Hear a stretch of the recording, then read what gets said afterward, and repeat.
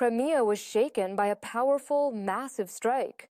Missiles and bombs rained down on the occupiers from the sky. Enemy bases and airfields were turned into ruins. Our defenders found a way to break through the enemy's air defense system and finally reached the long-desired Crimean Bridge. These relatively small strikes in recent weeks were just careful preparation for this operation.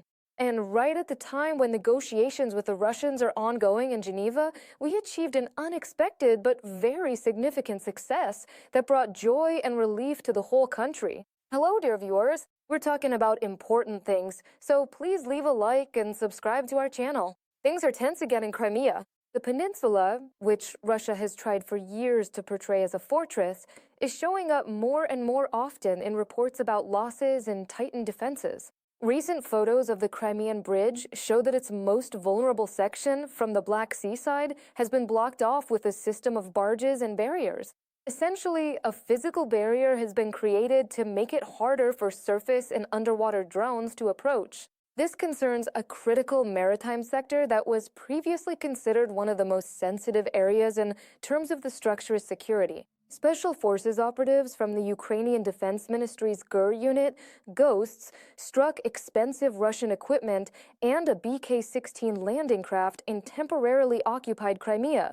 This was reported by the main intelligence directorate of the Ukrainian Defense Ministry. Specialists from the Ukrainian GUR Special Unit Ghosts continue to systematically dismantle Russian defenses on the temporarily occupied peninsula, the statement reads. Over the past week, Ukrainian intelligence officers struck valuable pieces of Russian military equipment, an anti-aircraft missile system, a radar station, and a combat boat. The Defense Intelligence of Ukraine adds that equipment worth millions is now being turned into scrap metal thanks to the professional work of military intelligence officers. It was also reported that drones attacked temporarily occupied Crimea in the evening. Powerful explosions were heard at the Belbek airfield in Sevastopol. This was reported by the Telegram channel Crimean Wind.